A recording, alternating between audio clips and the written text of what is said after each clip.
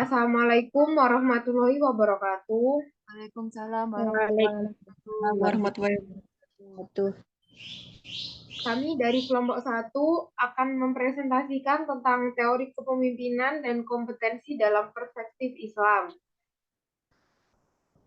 Sebelum itu, saya akan memperkenalkan nama anggota kelompok kami. Saya Farika Rizky Amalia, lalu ada Emma Budiarti, lalu ada Jihan Rofila Kotrunada, dan yang terakhir ada Laili Zana Walida. Di sini saya akan menjelaskan tentang pemimpin. Apa sih pemimpin itu? Pemimpin adalah seseorang yang memiliki kecakapan dengan atau tanpa pengangkatan resmi dapat mempengaruhi kelompok yang dipimpinnya untuk menggerakkan usaha bersama ke arah pencapaian sasaran-sasaran tertentu. Lalu untuk kepemimpinan, saya mengambil dari Martinez, Yamin, dan Maisa. Kepemimpinan adalah suatu proses mempengaruhi yang dilakukan oleh seseorang dalam mengelola anggota kelompoknya untuk mencapai tujuan organisasi. Jadi, pemimpin adalah seorang individu manusia, sedangkan kepemimpinan adalah sifat yang melekat pada seorang pemimpin. Selanjutnya, ciri-ciri pemimpin. Di sini saya mengambil ciri-ciri pemimpin menurut Hadari Nawawi yang menyebutkan ada beberapa persyaratan umum, yaitu memiliki kecerdasan dan inteligensi, memiliki kepercayaan diri, cakap dalam berbicara dan ramah, memiliki sifat kreatif, inovatif, dan inspiratif, memiliki wibawa, memiliki keahlian, disiplin, berani, jujur dan adil, dan terakhir sehat dan jasmani dan rohani. Untuk yang selanjutnya akan dijelaskan oleh teman saya. Gaya kepemimpinan. Menurut Kartono tahun 2005 menyatakan bahwa gaya kepemimpinan adalah cara bekerja dan bertingkah laku pemimpin dalam membimbing para bawahannya untuk berbuat sesuatu. Para ilmuwan organisasi telah mengelompokkan 3 gaya kepemimpinan sebagai berikut. 1. Gaya kepemimpinan demokratis. 2. Gaya kepemimpinan otoriter. Yang ketiga, gaya kepemimpinan bebas. Gaya kepemimpinan demokratis yaitu jenis gaya kepemimpinan yang aktif, yang dinamis, dan terarah. Kegiatan-kegiatan pengendalian dilaksanakan secara tertib dan bertanggung jawab. Yang kedua, gaya kepemimpinan otoriter. Gaya kepemimpinan ini menempatkan kekuasaan di tangan satu orang atau sekelompok kecil orang yang di antara mereka tetap ada seseorang yang paling berkuasa. Yang ketiga, gaya kepemimpinan bebas. Gaya ini yaitu jalankan dengan memberikan kebebasan penuh kepada orang yang dipimpin dalam mengambil keputusan dan melakukan kegiatan menurut kehendak dan kepentingan masing-masing. Selanjutnya, teori kepemimpinan. Menurut Ursanto tahun 2005, dalam bukunya Dasar-Dasar Ilmu Organisasi, menjelaskan teori kepemimpinan adalah bagaimana seseorang menjadi pemimpin atau bagaimana timbulnya seorang pemimpin. Beberapa teori tentang kepemimpinan, yaitu 1. Teori kelebihan, 2. Teori kepribadian, 3. Teori sifat, 4. Teori keturunan, 5. Teori karismatik, 6. Teori bakat, 7. Teori sosial. 1. Teori kelebihan. Teori ini beranggapan bahwa seseorang akan menjadi pemimpin apabila ia memiliki kelebihan dari para pengikutnya. Yang kedua, teori kepribadian. Teori ini yaitu kepemimpinan merupakan objek yang terus didalami oleh para ilmuwan sosial, khususnya ilmu manajemen, ilmu administrasi publik, dan ilmu psikologi. Yang ketiga, teori sifat.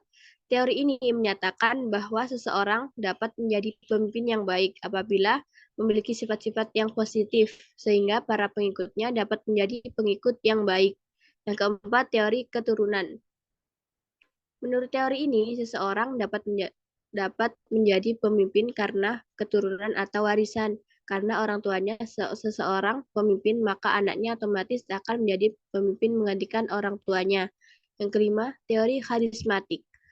Teori ini menyatakan bahwa seseorang menjadi pemimpin karena orang tersebut mempunyai karisma atau pengaruh yang sangat besar. Pemimpin ini biasanya memiliki daya tarik, kewibawaan, dan pengaruh yang sangat besar. Yang keenam, teori bakat. Teori ini disebut juga teori ekologis, yang berpendapat bahwa pemimpin lahir karena bakatnya. Pemimpin karena memang mempunyai bakat untuk menjadi pemimpin. Yang ketujuh, teori sosial. Teori ini beranggapan pada dasarnya setiap orang dapat menjadi pemimpin karena mempunyai bakat untuk menjadi pemimpin asal dia diberi kesempatan.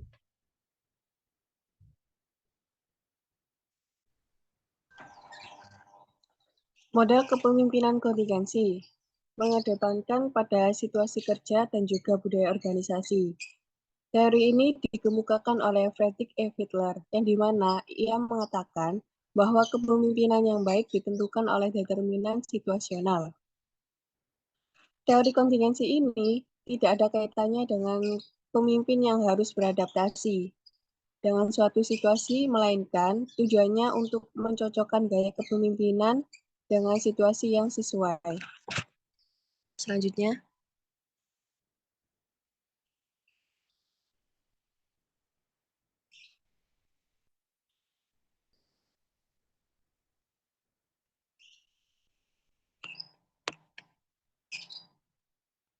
kompetensi.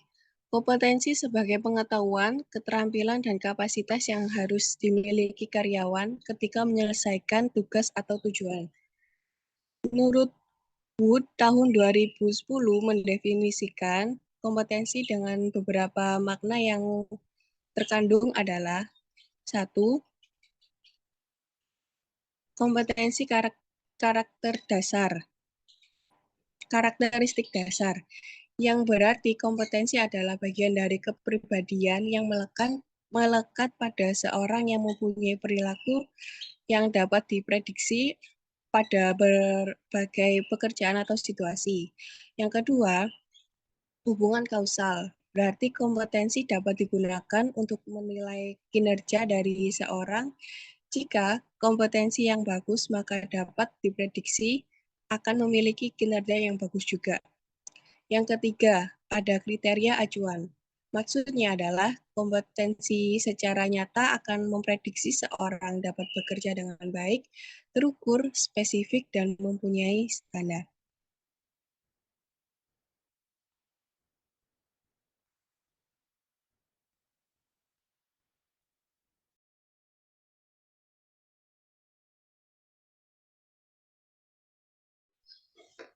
Selanjutnya ada kompetensi dalam perspektif Islam.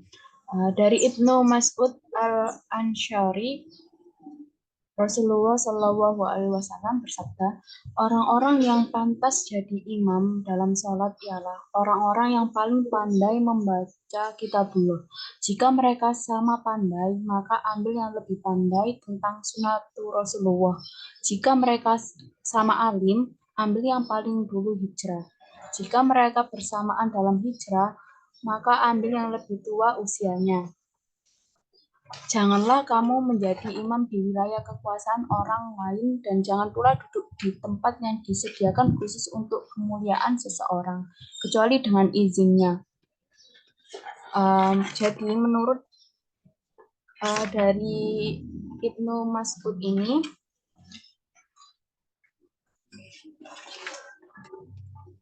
dengan hadis ini dalam kepemimpinan, maka seorang pemimpin harus betul-betul mempunyai kapasitas dan kapabilitas yang paripurna dalam dirinya. Jadi harus benar-benar yang memiliki ilmu agama yang tinggi dan kuat.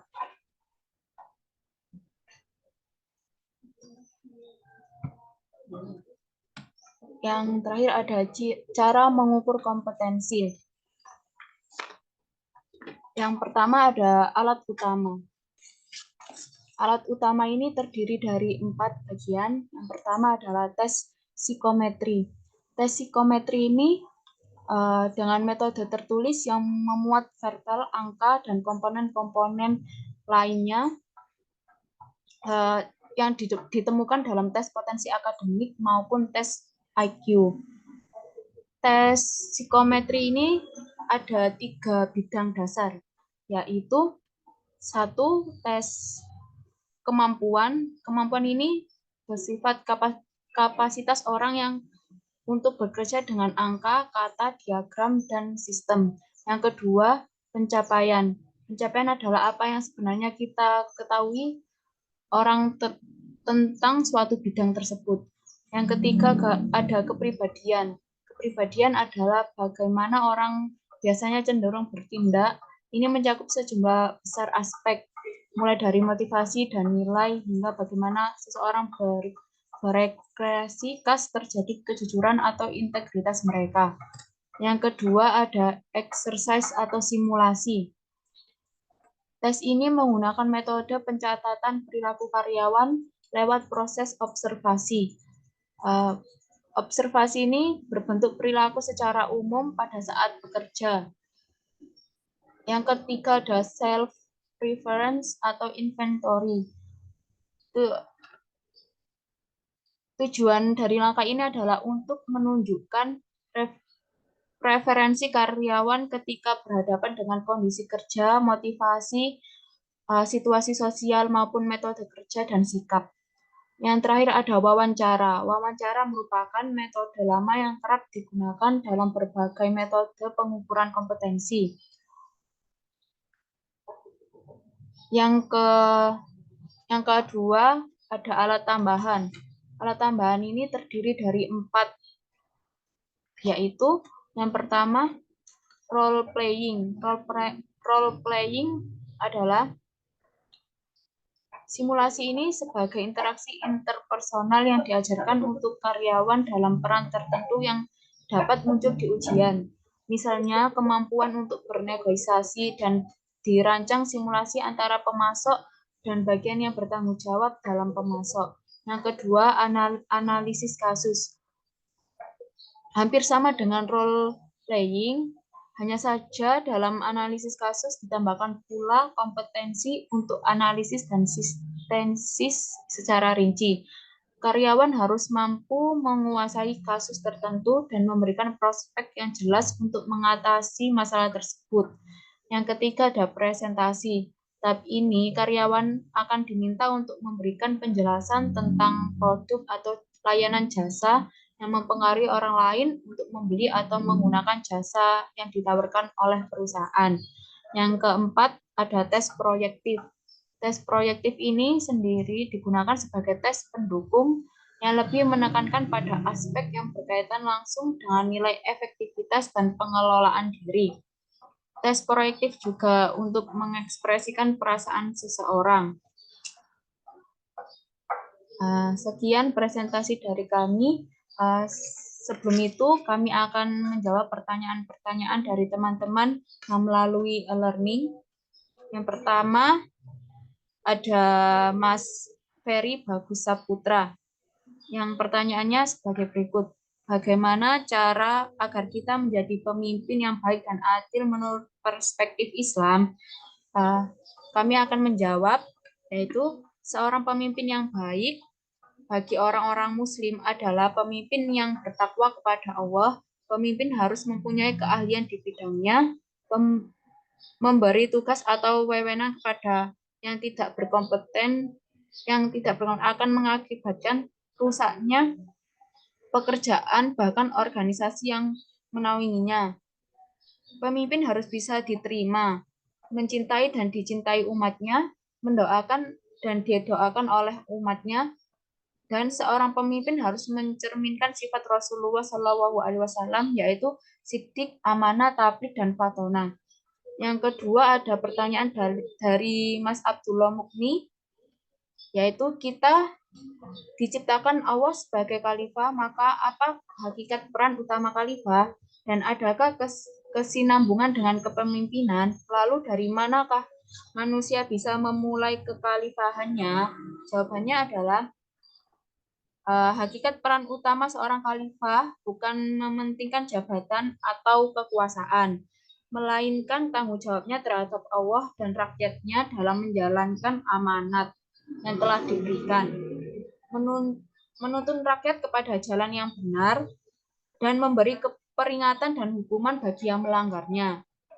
Hakikat seorang khalifah tentu saja berkesinambungan dengan kepemimpinan sekarang ini.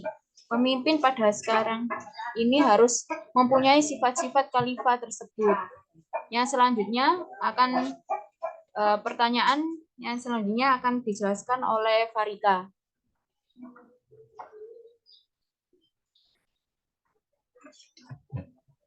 Selanjutnya saya akan menjawab pertanyaan dari Mbak Firdaus kita. Pertanyaannya, menurut Anda dalam perspektif Islam lebih baik memilih pemimpin laki-laki atau pemimpin perempuan? Menurut pendapat kelompok kami, pemimpin dari suatu organisasi atau perusahaan bila dijabat oleh seseorang wanita tidaklah masalah, apalagi pada zaman sekarang yang sudah maju dan berkembang. Meskipun nantinya akan menimbulkan kontroversi dan banyak pertanyaan, seperti kenapa tidak seorang pria saja yang menjabat, atau juga masih banyak seorang pria yang mampu menjadi seorang pemimpin. Di sini saya akan memberikan alasan kenapa wanita juga bisa menjadi pemimpin, karena wanita cenderung demokratis dalam berpikir dan dalam mengambil keputusan. Wanita selalu mementingkan hubungan interpersonal, komunikasi, motivasi kerja, dan berorientasi pada tugas. Tetapi kembali lagi bila merujuk pada ketentuan agama, bahwa wanita sebaiknya tidak menjadi seorang pemimpin karena kaum laki-laki lah yang menjadi pemimpin seorang perempuan, seperti yang tertera pada Quran Surat An-Nisa ayat 34. Lalu saya akan menjawab pertanyaan dari Mas Asep Dina Anggara. Pertanyaannya, kepemimpinan dengan ciri atau spesifikasi seperti apa yang baik dan untuk diteladani dalam perspektif Islam? Menurut saya, dikutip dari buku The Untold Islamic History 2020, karya Edgar Hamas, yaitu satu, dapat mencerminkan akhlak yang karimah, dua, memiliki kebijaksanaan, tiga, mendahulukan kepentingan bersama, empat, memiliki kerendahan hati, dan yang kelima, dapat menerapkan sistem musyawarah. Untuk pertanyaan selanjutnya akan dibacakan oleh teman saya. Saya akan menjawab pertanyaan dari Mas Rangga. Menurut kelompok Anda, siapa tokoh pemimpin Islam selain Nabi Muhammad SAW yang patut untuk dijadikan teladan bagi pemimpin masa kini? Jelaskan. Menurut kelompok saya, tokoh pemimpin Islam yang patut dijadikan teladan bagi pemimpin masa kini yaitu Abu Bakar As-Siddiq, karena beliau terpilih sebagai khalifah Islam pertama kali. Semasa pemerintahannya selama 2 tahun, Abu Bakar As-Siddiq banyak menghadapi masalah dalam negeri yang berasal dari kelompok murtad, nabi palsu, dan mengembangkan zakat. Pada akhirnya ada perang terhadap kemurtatan ini berakhir dan kemenangannya berada di tangan Khalifah Abu Bakar. Jadi, hal yang dapat dijadikan teladan terhadap Khalifah Abu Bakar ini yaitu kesamarataan dengan cara tidak membeda-bedakan dalam pendistribusian harta Baitul Mal. Prinsip yang diterapkan Abu Bakar As-Siddiq adalah kesamarataan, yakni memberikan jumlah yang sama kepada semua sahabat Rasulullah dan tidak membeda-bedakan antara sahabat yang terlebih dahulu memeluk Islam dengan sahabat yang kemudian antara hamba dengan orang.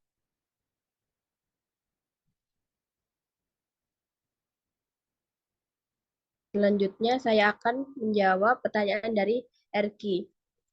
Sebagai seorang pemimpin, bagaimana cara Anda ketika menghadapi suatu konflik?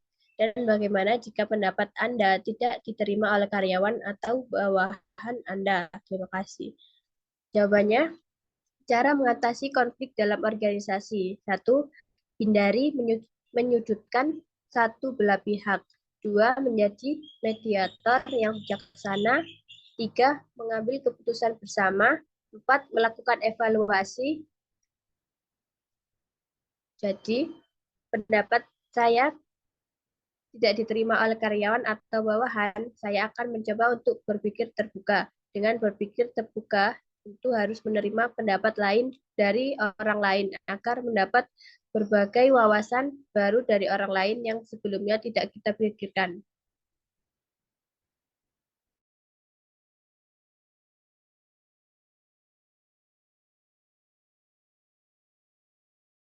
Selanjutnya akan dijawab oleh Emma Budiarti.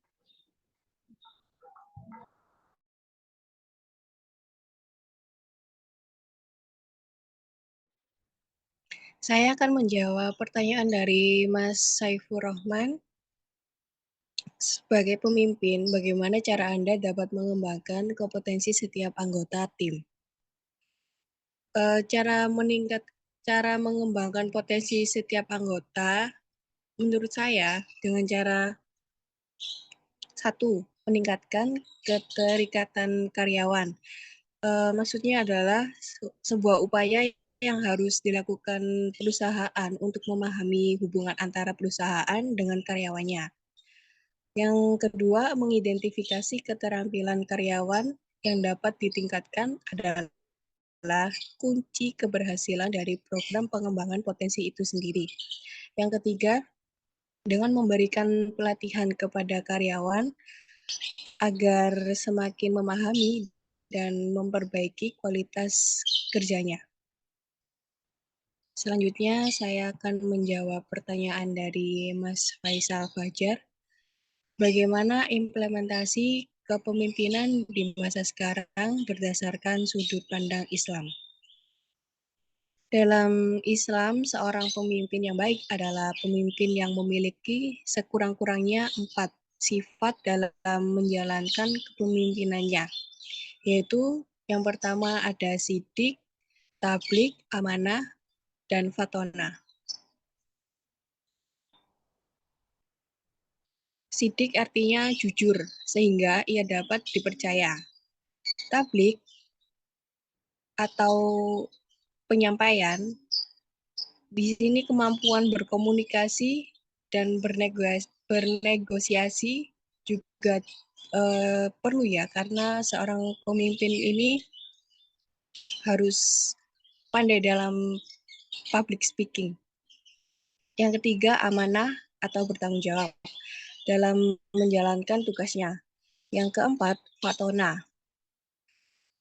Fatona artinya cerdas dalam membuat perencanaan, visi, misi, strategi, dan juga mengimplementasikan. Selanjutnya, saya akan menjawab pertanyaan dari Mas Gilang Ramadan. Sebutkan dan jelaskan yang dimaksud dengan kepemimpinan dalam perspektif Islam. Kepemimpinan dalam perspektif Islam bisa kita lihat dari Al-Quran, diantaranya surat yang ada di dalam Al-Quran menjelaskan tentang kepemimpinan, yaitu surat Al-Baqarah ayat 30. Yang artinya, dan ingatlah ketika Tuhanmu berfirman kepada para malaikat, sesungguhnya aku hendak menjadikan khalifah di bumi. Mereka berkata, apakah engkau hendak menjadikan orang yang merusak dan menumpahkan darah di sana, sedangkan kami bertasbih, memujimu, dan menyucikan namamu. Dia berfirman, sungguh aku lebih mengetahui apa yang tidak kamu ketahui. Istilah yang dipakai di dalam ayat di atas, yaitu khalifah, merupakan pemimpin yang memikul amanah dan tanggung jawab untuk menegakkan yang makruf dan mencegah yang mungkar. Kemudian istilah lain yang dipakai yaitu imam. Kepemimpinan yang menjalankan tanggung jawab berdasarkan petunjuk Allah. Istilah ini dapat dilihat dalam Al-Quran surat An-Nabiyah ayat 73. Jikalau kita melihat dari perspektif Islam, kepemimpinan dapat diartikan kegiatan menuntun membimbing, memandu, dan menunjukkan jalan yang diridhoi oleh Allah Subhanahu wa Ta'ala. Yang menjadikan pembeda dengan kepemimpinan lainnya, yaitu kepemimpinan Islam mengutamakan nilai-nilai yang diajarkan Islam dan juga semua itu dilakukan karena mengharap ridho dari Allah.